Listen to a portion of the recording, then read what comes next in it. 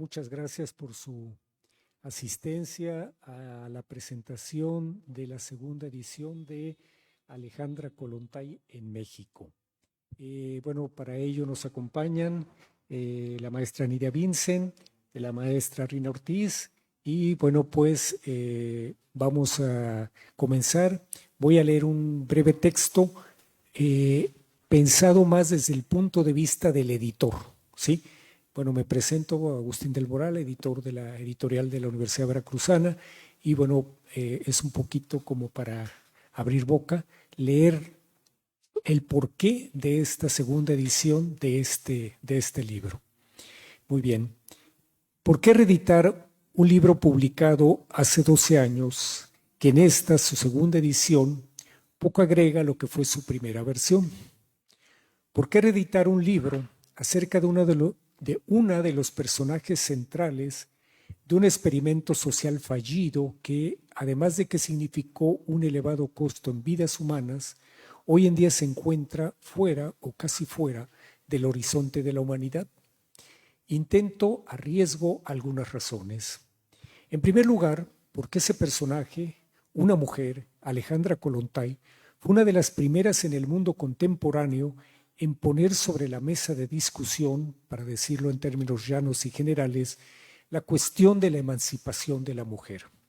Luego, porque Kollontai puso el tema con una orientación clara y bien definida, comprometida, por supuesto, con las mujeres, pero además específicamente con las mujeres trabajadoras, comprometida con la construcción de una nueva sociedad socialista, más justa y equitativa. Además, nuestro personaje fue una de las primeras en alertar acerca de un hecho clave en la lucha feminista.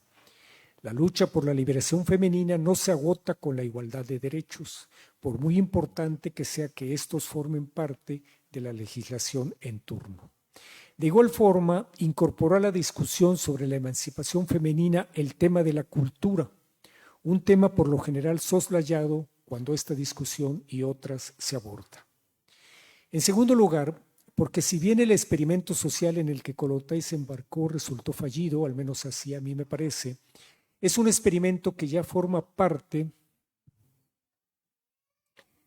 de la historia de la humanidad, en particular de la historia del siglo XX, el siglo que para muchos historiadores se caracterizó por haber sido el siglo en el que se buscó materializar la utopía del socialismo, con toda la carga de humanidad, para utilizar una expresión de César Vallejo, que dicho intento conllevó.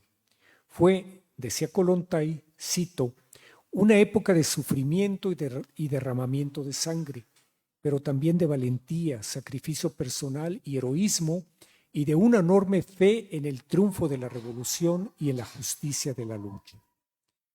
En tercer lugar, porque la vida y el testimonio de Kollontai también atañen a nuestro país, a nuestra historia, a un momento en el que, de igual forma, se buscaba asentar la convivencia humana sobre nuevas bases sociales. Su diario es, en ese sentido, como bien señala Rina Ortiz, cito, un cuadro del país en los años 20, un bosquejo colorido de su gente y sus costumbres. Hasta ahí la cita. Ese cuadro es el del México que,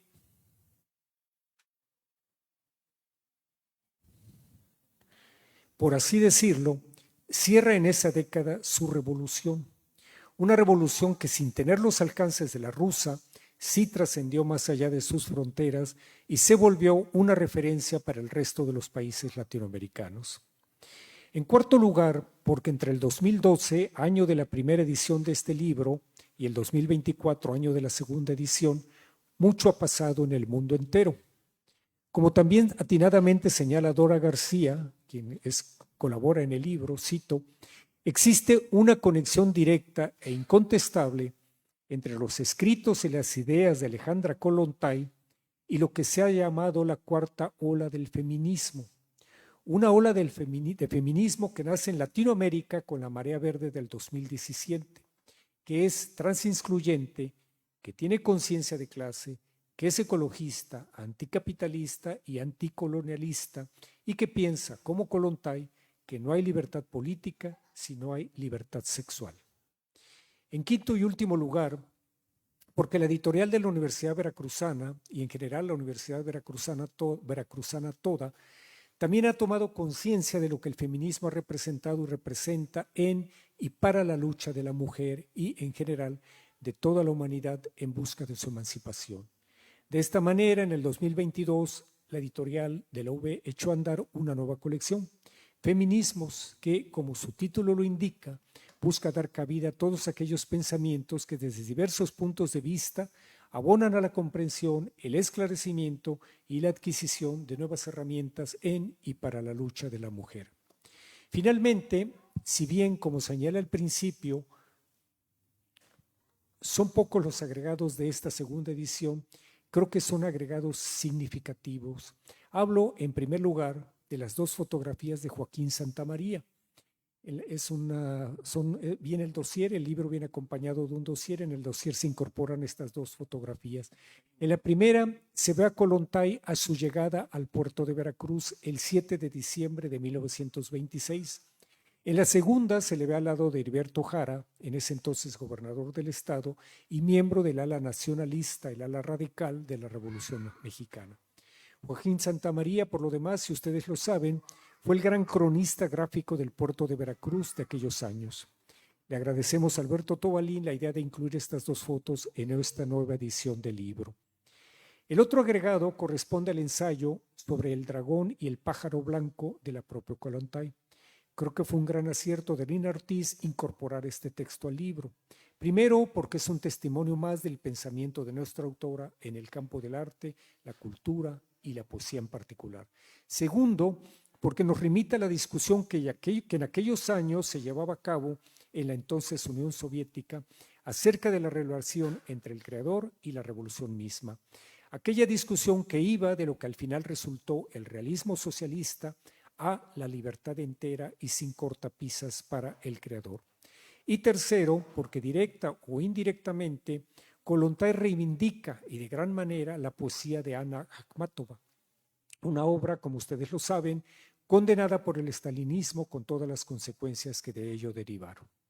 Alejandra Kollontai en México, diario y otros documentos con traducción, selección y notas de Rina Ortiz, justifica con creces entonces esta segunda edición. Le agradezco a Rina la afortunada iniciativa que significó hacer la propuesta correspondiente, así como el seguimiento puntual y cercano, profesional y cálido que le dio al proceso de reedición. Le agradezco ahora que nos acompañe en la presentación del resultado y le agradezco finalmente a Nidia Vincent que también esté presente y nos haga saber su opinión sobre este libro en una nueva versión. Muchas gracias.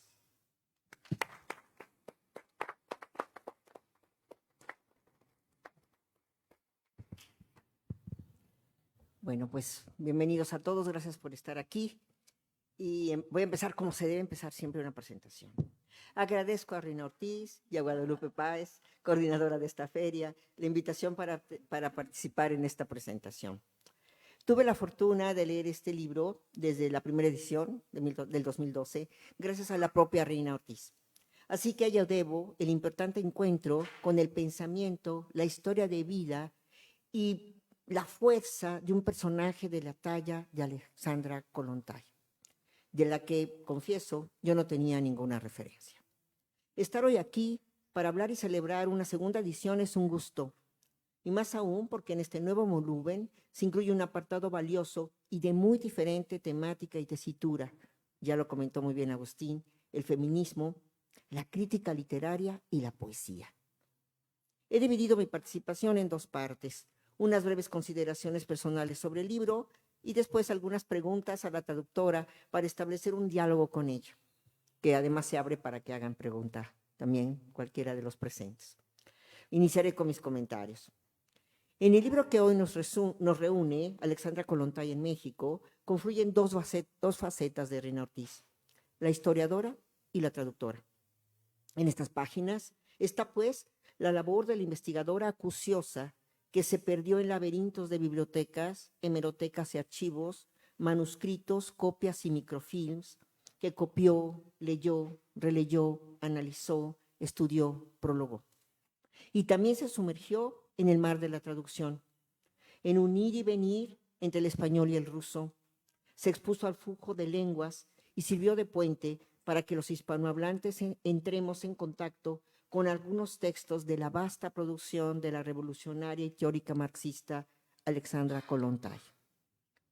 El volumen consta primeramente, para quienes no lo conozcan y para que se antoje leerlo, de un valioso prólogo que nos introduce a Kollontai, su persona y posicionamiento, y también contextualiza el material traducido relacionado con su estancia, la de Kollontai, como ministra plenipotenciaria de la Unión Soviética en México de 1926 a 1927, durante la presidencia de Plutarco Elías Calles. No sobra mencionar que Kollontai fue la primera mujer en la historia que ocupó un puesto de embajadora. Los documentos traducidos corresponden a 22 entradas de su diario, especie de relato personal de las vivencias de la autora, y 13 cartas. Son textos breves, amenos, inteligentes, testimonios de una mirada atenta a lo desconocido, al desconocido mundo mexicano.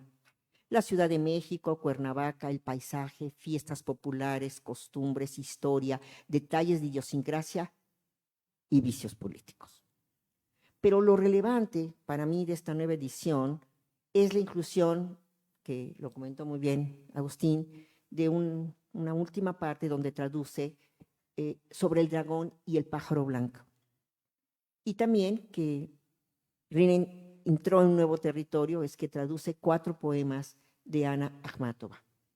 Sobre el dragón y el pájaro blanco es un ensayo en donde Kollontai buscó conciliar poemas amorosos de Ana Akhmatova con preocupaciones de la nueva mujer revolucionaria que se estaba definiendo tras la Revolución Rusa. Kollontai reflexiona a partir de los poemas sobre la lucha de las mujeres por liberarse de errores limitantes impuestos por la sociedad patriarcal y capitalista y plantea la urgencia de nuevas formas para la relación de pareja.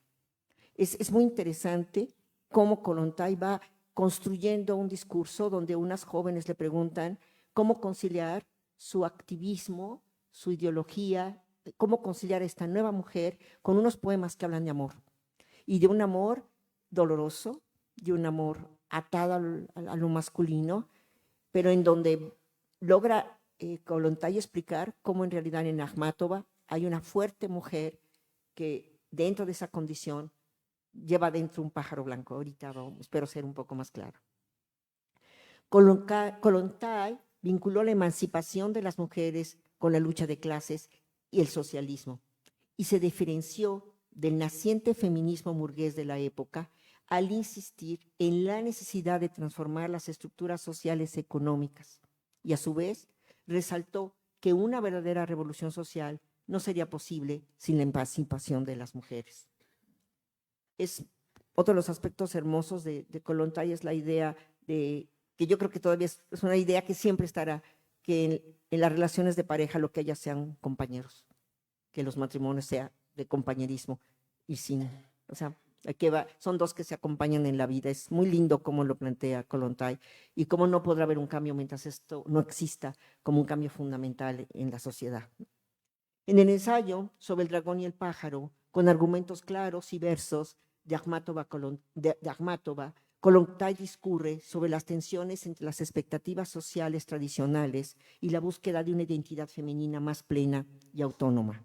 Porque, voy a citar a Kollontai, la mujer en los años de la Gran Revolución, con gran sensibilidad, percibió que era posible una nueva forma de vida, donde ella, la mujer, será reconocido como un ente independiente y con los mismos derechos en el colectivo social. Fin de cita. Cabe mencionar que Ana Akhmatova, que nació en el 89 y muere en el 66, fue una de las poetas más importantes de la literatura rusa del siglo XX. En su poesía abordó las relaciones amorosas, la maternidad y la resistencia ante la adversidad. Pero también, años después, dio testimonio poético del dolor y el miedo vividos bajo la represión stalinista. Rina Ortiz tradujo para esta segunda edición 4 de sus poemas, que corresponden, supongo que a una primera etapa, porque son del 21, ¿no? La mayor parte de ellos, o todos son del 21. Acertadamente, Kollontai describe 2 temas principales en la poética de Akhmatova. Cito: 2 motivos se repiten en sus poemas: el conflicto amoroso, porque el hombre no reconoce el yo individual de la mujer, y el conflicto en el alma de la mujer por no poder armonizar el amor y la participación con la vida creativa. Y en consonancia con el lenguaje poético de Akhmatova, Kollontai utiliza las metáforas del dragón y el pájaro blanco para representar fuerzas opuestas, oposiciones presentes, lo mismo en los emotivos versos de la poeta que en el sentir y pensar de las lectoras de aquella época.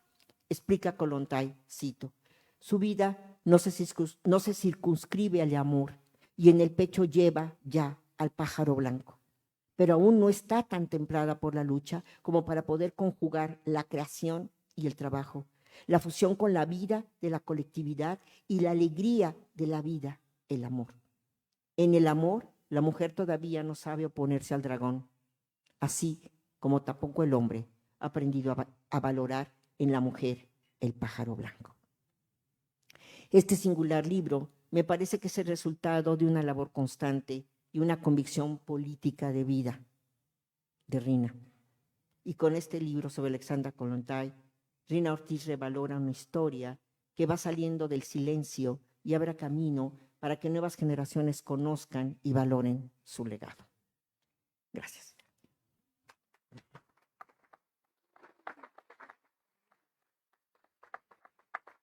Bueno, hasta aquí sería como nuestras presentaciones leídas y muy formales, y podemos pasar a las preguntas. No sé si quieras iniciar.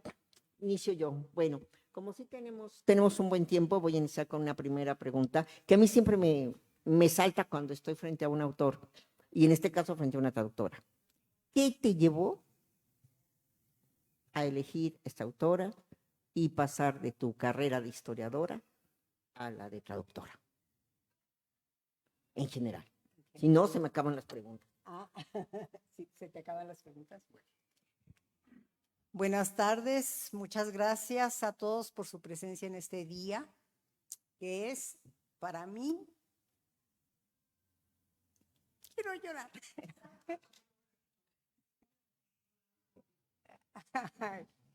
que es doblemente significativo.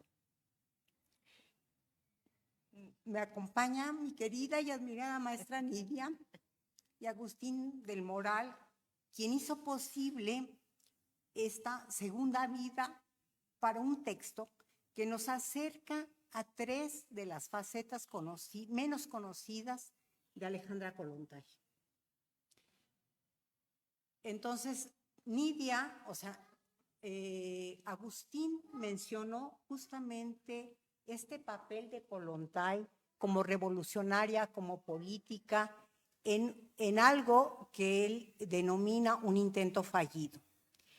Yo, conociendo a profundidad el trabajo de Kollontai, yo creo que Kollontai nunca consideró que era un intento fallido, sino que simplemente correspondía a una primera etapa de un proceso de muy larga duración. Ella siempre estuvo convencida hasta el último de sus días de que el socialismo, con todos sus defectos, es la mejor salida para la humanidad. Y yo creo que justamente el momento que estamos viviendo en este capitalismo brutal, y solamente pensemos lo que sucede ahora en Gaza, pensemos que no es ninguna opción. Luego, esta es una de las facetas. La segunda faceta que ella consideró siempre primordial fue justamente su lucha por la emancipación femenina, una emancipación femenina que se iba a dar justamente en la medida en que triunfara una nueva sociedad, en donde justamente llegáramos a ser compañeros de nuestros compañeros, donde no hubiera estas diferencias, y para eso tenía que haber un cambio profundo. Y luego su otra faceta es su faceta como diplomática, ¿no? Tenemos que pensar, yo en el libro apunto que esta no fue una decisión personal, ella obedece realmente a una necesidad, a un designio del proceso que se estaba llevando a cabo en la URSS. Entonces, eso esta faceta diplomática, yo creo que muy pocos sabían que Alejandra Kollontai había sido embajadora en México, que Alejandra Kollontai había sido la primera mujer embajadora en todo el mundo. Entonces, esto son las tres facetas que yo creo que son importantes. Ahora, respondiendo un poco a la pregunta de por qué se elige un tema.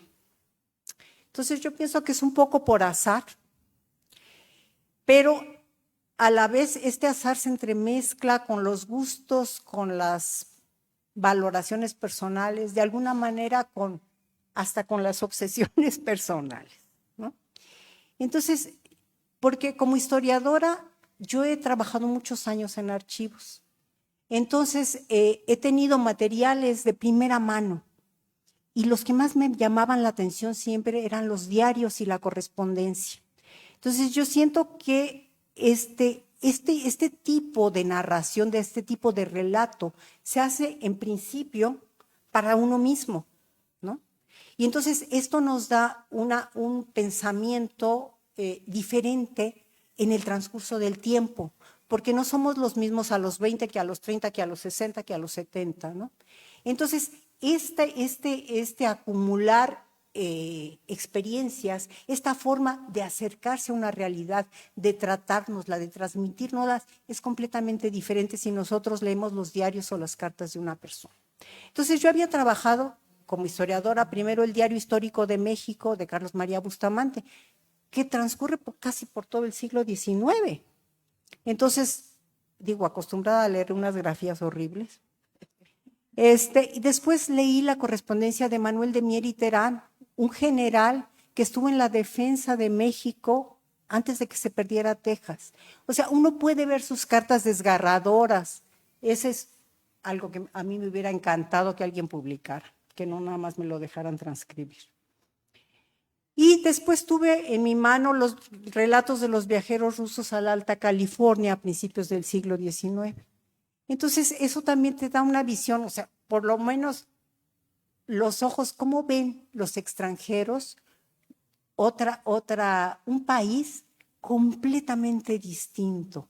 Porque además, imaginémonos a los rusos, no sé, 1819, que llegan, fundan colonias, etcétera, en el norte de México. Eso es.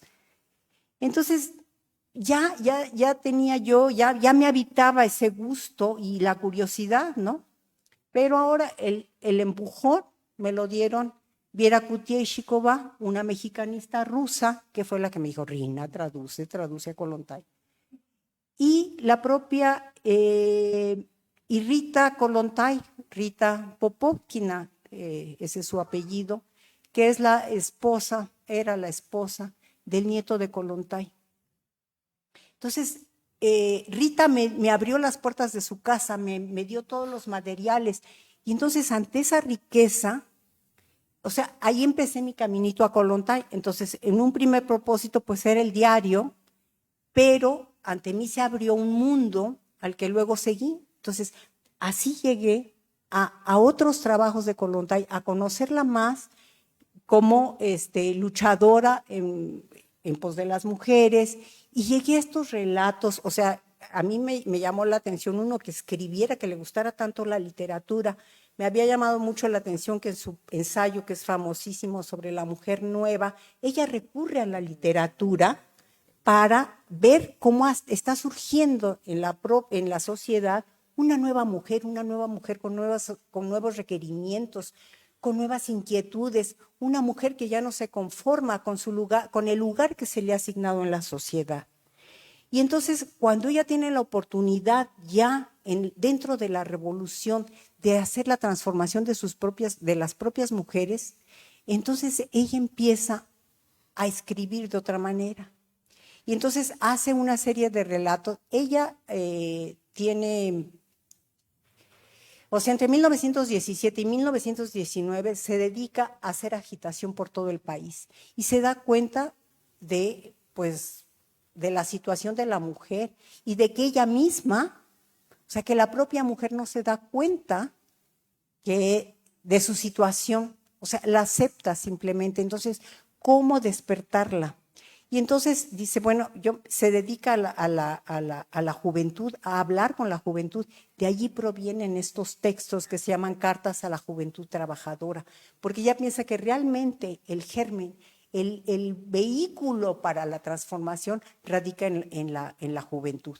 Y entonces ella emprende una lucha para transformar de raíz tanto la actitud de las mujeres como la de la sociedad. O sea, ella y Trotsky, que en muchas cosas no coinciden, en la valoración sobre la necesidad de transformar lo que se llama la vida cotidiana, coinciden. Si uno lee los textos de Trotsky y los de Kollontai, son muy, muy parecidos.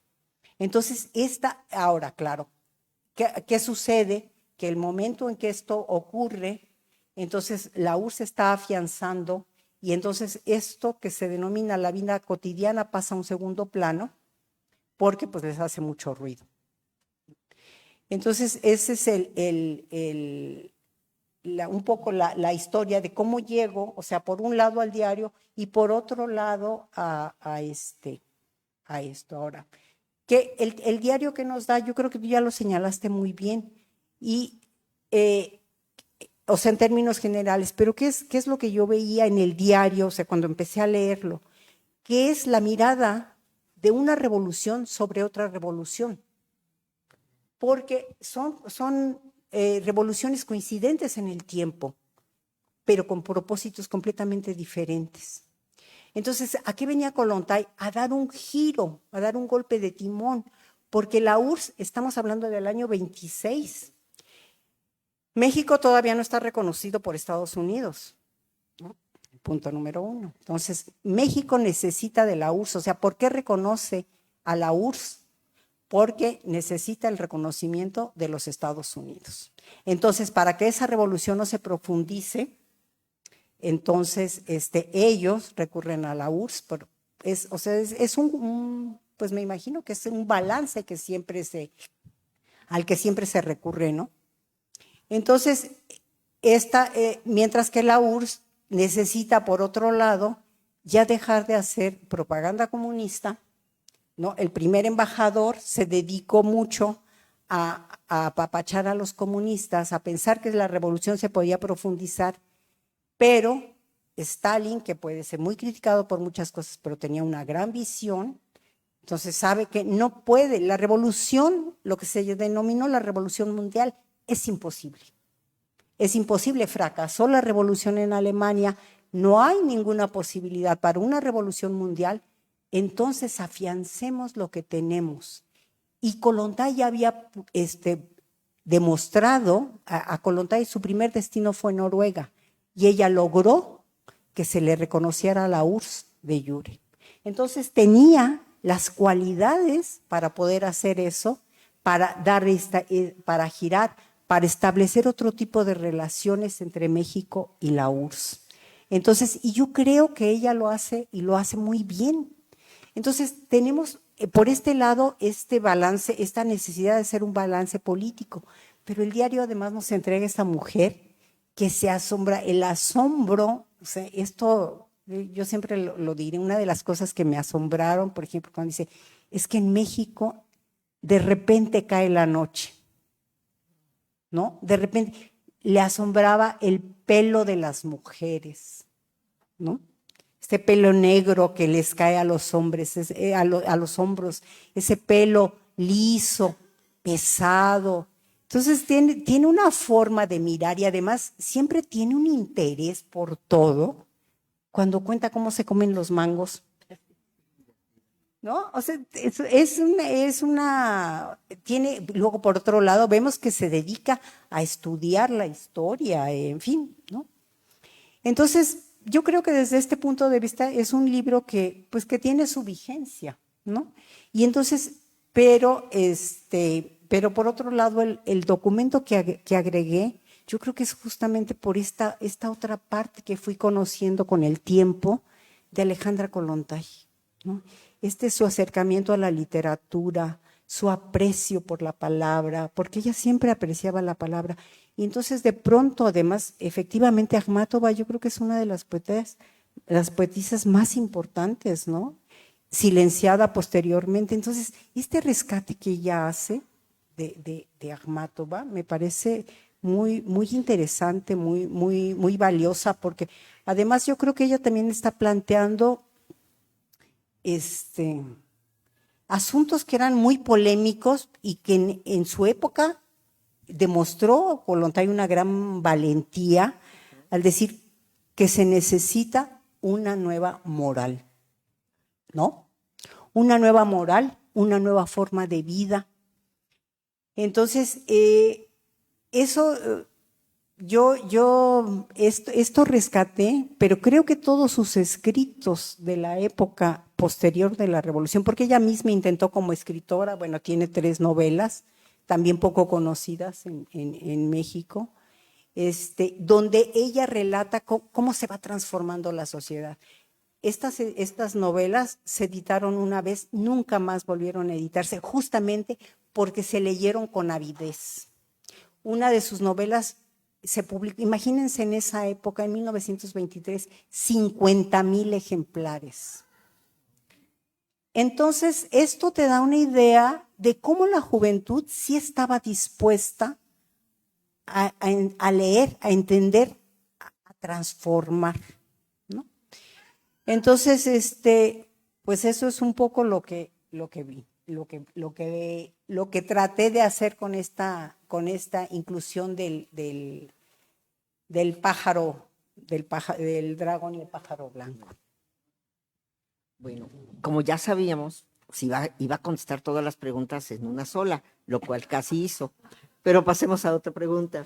Después de la carta 12, en la introducción, Rina cita a Narciso Bassols, quien en un viaje que hace a Rusia reconoce el trabajo de Kollontai en México, de cuando había sido embajadora. Y dice lo siguiente Bassols: usted llegó a desvanecer leyendas, y le reconoce su gran trabajo en México como embajadora. A mí me pareció interesantísima la idea de usted ayudó a desvanecer leyendas. Y creo que es muy pertinente para el momento que vivimos y que estamos viendo la guerra entre Rusia y Ucrania. Sí.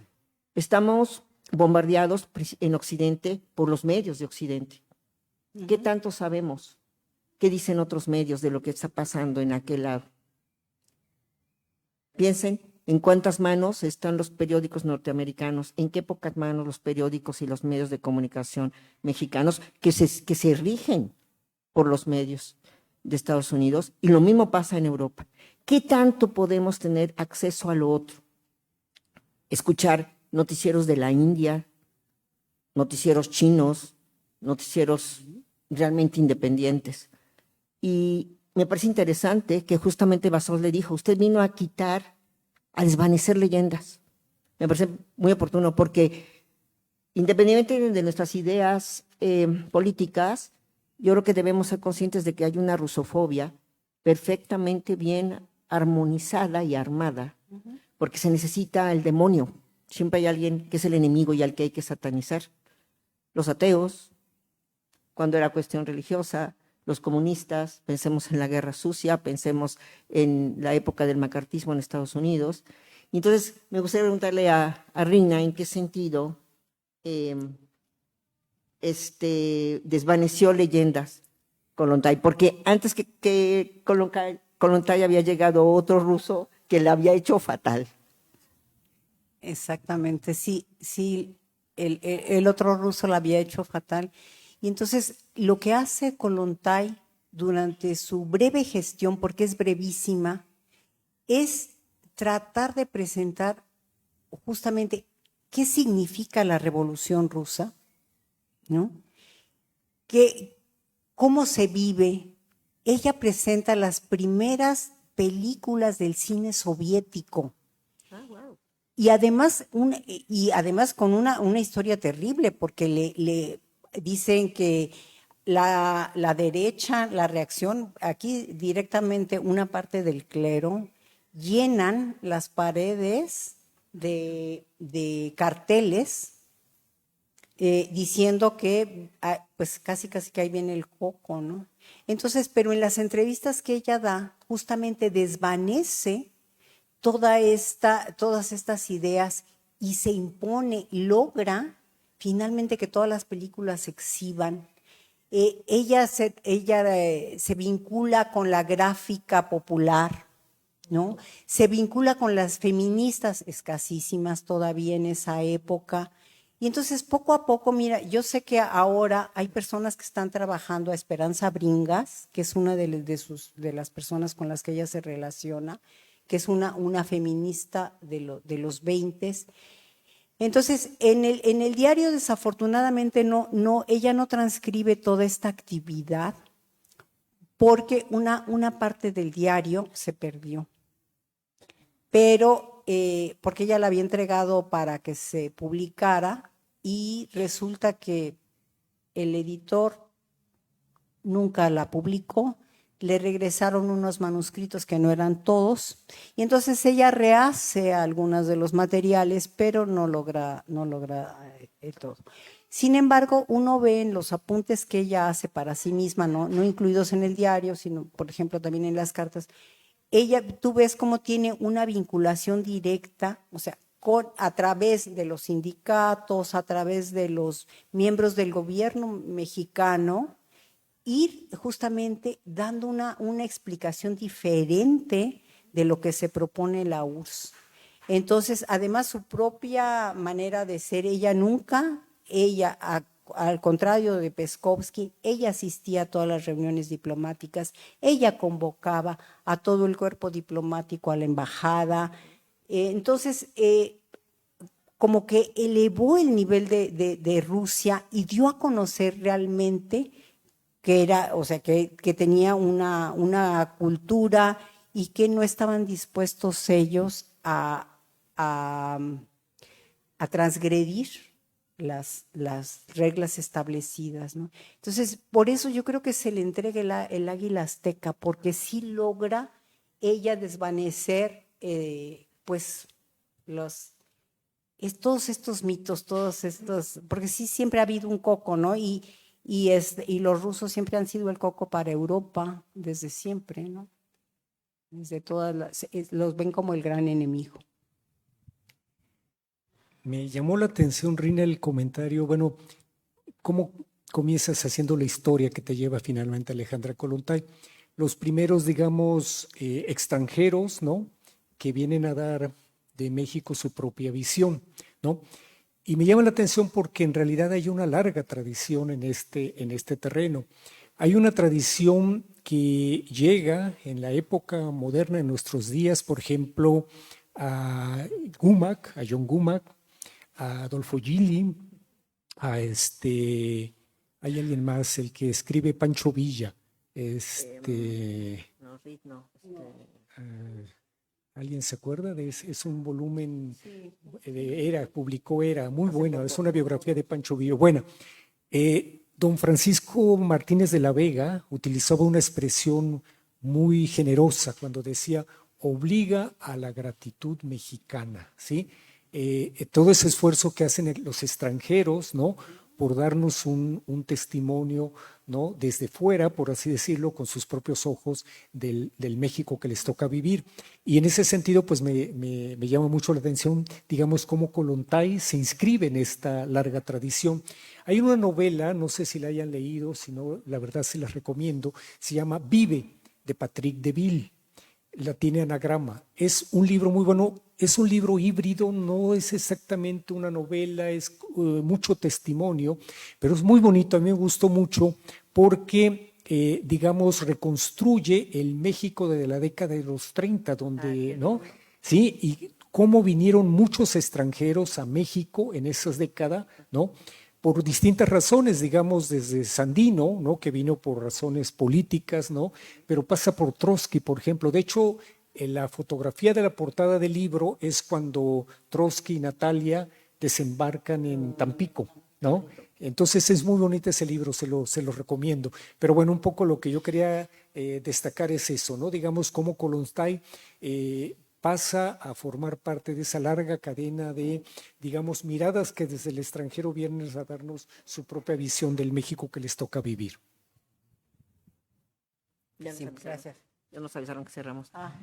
Bueno, yo quisiera solo destacar que llama la atención en este libro cómo pudo pasar por toda la parte histórica, toda esta fuerte traducción de cartas y diarios, toda la parte política de Kollontai, pero tener este giro final de traducir un texto de crítica literaria tan fuertemente feminista, que está en un diálogo muy interesante con las feministas mexicanas, por ejemplo, la propuesta vigente de esto, y que incluso Rina tradujo poesía.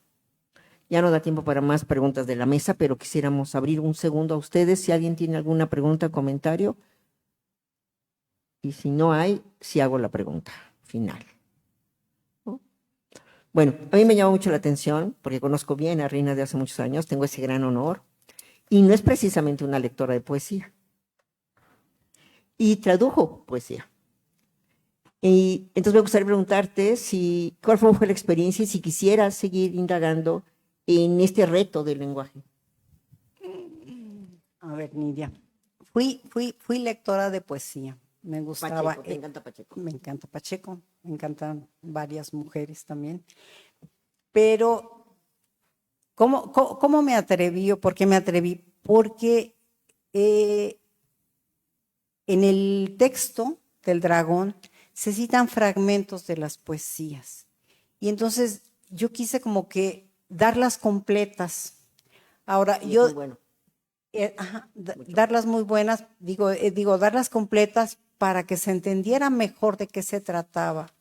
Ahora, yo creo que yo no me hubiera atrevido, pero tuve el apoyo de Mónica Sánchez, a la que muchos conocemos. Sí, sí. Entonces, y de Nina Protsai. Entonces tuve la voz de Nina en ruso, leyendo. Yo hice una primera traducción y entonces, más o menos, o sea, tratando de que empatar. Y Mónica, después de escuchar el ruso, me dice, a ver, léemelo tú en español. Ella, y entonces creo que el mérito del atrevimiento es gracias a Mónica, que me empujó y a darle el tono final que creo que sin Mónica no hubiera sido posible, ¿no? Entonces tengo la voz de Nina recitando, que lee muy bien poesía, y Mónica. Qué lástima que no está aquí, pero ella sabe cuánto lo aprecio. Pues creo que bien, pues ya. 5 minutos. ¿Algún comentario o pregunta? No. Bueno, yo sí quisiera agregar algo. Yo agradezco a Rina, que gracias a ella conocí a Kollontai. Entre las cosas fabulosas de esta mujer, por ejemplo, es que pone en duda la institución misma del matrimonio, la manera en que tienen que ser las relaciones de pareja. Piensa, echa a andar guarderías, porque la mujer no podrá ser la mujer que tenga otra vida si no hay este apoyo de guarderías. Entonces vemos cómo mira esos cambios que serían sociales y políticos, estructurales, desde una mujer que ve la problemática de la mujer. Es muy, muy pionera, yo creo, en su momento. La verdad vale mucho la pena esto. Y también cómo va conciliando, cómo va queriendo ver que es decir, las mujeres siempre han participado en las revoluciones. El gran ejemplo que siempre se cita es la Revolución Francesa. Las mujeres mueren en la Revolución Francesa y los derechos del hombre no incluyen ni siquiera la palabra mujer en los derechos del hombre. Y muchas de ellas fueron guillotinadas cuando empezaron a reclamar los derechos que fueran incluidos los derechos de las mujeres, ¿no? Entonces, en esa lucha compartida, ¿por qué no se les incluía? Y esa es una de sus grandes enojos, molestias, pero que atina algo esencial, porque es otra forma más de esa división de clases, en este caso de géneros, y en esta distribución inequitativa del trabajo. Entonces, la reflexión es profunda y de base, y si pensamos lo que las mujeres, de dónde nace el feminismo fuerte, las olas norteamericanas, muchas de ellas del pensamiento marxista. Es por preguntarse de fondo, ¿cuál es el problema de la estructura social económica? No es cuestión de géneros, no es de hombres y mujeres, es de una estructura. Entonces, yo creo que ella es muy inteligente para plantearlo ya tempranamente desde ese pensamiento. Sí, efectivamente. Kollontai fue, digo, para empezar, pues fue la única mujer en el primer gabinete de Lenin. Y a ella se le asigna el gabinete se llamaba Beneficencia Pública. Entonces, pero que incluía pues lo que se suponía que el área de cuidados que ahora se le llama, ¿no? Entonces ella participó, Kollontai participó no solamente en esto de la creación de guarderías, comedores, y además en un diseño distinto de las casas habitación, para que hubiera justamente espacio para las mujeres. Entonces, esa es una cosa muy, muy interesante. Entonces, por ejemplo, el primer edificio público que se hace para los jefes, digamos, del gobierno. Entonces, saben que en las casas no existían más que cocinas pequeñas para que calentaras algunas cosas, pero los servicios estaban en la planta baja, las lavanderías, las planchadurías, todo eso, los comedores, los lugares de reposo, cines, todo eso estaba ahí en la casa, pero fuera de la casa. Entonces podían ahí acudir hombres o mujeres, indistintamente. Y también agregaría que tiene una cosa encantadora de este texto es pensar en esa mujer que además quiere ser trabajadora, o sea, está dirigido a la mujer trabajadora, esto es muy importante. No está pensada para la mujer de una clase acomodada, ella está pensando realmente en esas mujeres que conoció en Rusia y ve la problemática doble, mucho más dolorosa y difícil que está enfrentando la mujer trabajadora. Y también entonces cómo esta mujer debe poder tener acceso al trabajo, pero también su acceso a la colectividad. E incluso que el cuidado de la casa o de los hijos pudiera pensarse en un sentido también colectivo. Me pareció muy interesante. Y es un poco lo que ahora cuando se habla de los cuidados en las nuevas líneas del feminismo, está ahí, muy, muy, muy, muy pionera. Se nos acaba el tiempo, ¿no? Es una última pregunta. Hablas de material, bueno, mucho material. ¿Tienes algún proyecto de...? A mí lo que me gustaría traducir en primer lugar es su correspondencia. Y estos textos que son para la juventud, porque son 4 textos, entonces en uno aborda los asuntos de la moral, entonces lo que debe ser un comunista, y bueno, el del Eros Alado. Son 4, pero el Eros Alado se conoce bien, pero los otros textos no. Y entonces tengo traducidos igual 2 cuentos de ella. Bueno, pues se nos acaba el tiempo. Muchas gracias por su asistencia. Muchas gracias, Nidia, Rina. Y pues el libro está ahí a la venta. Tiene precio de descuento por feria, 50% de descuento, lo pueden adquirir. Muchas gracias.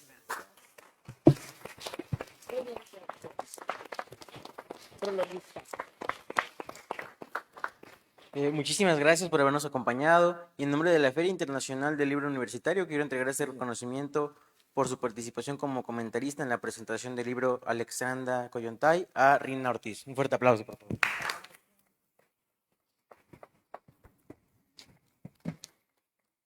De igual forma, por su participación como comentarista a Nidia Vicent. De igual forma, por su participación como comentarista a Agustín del Moral.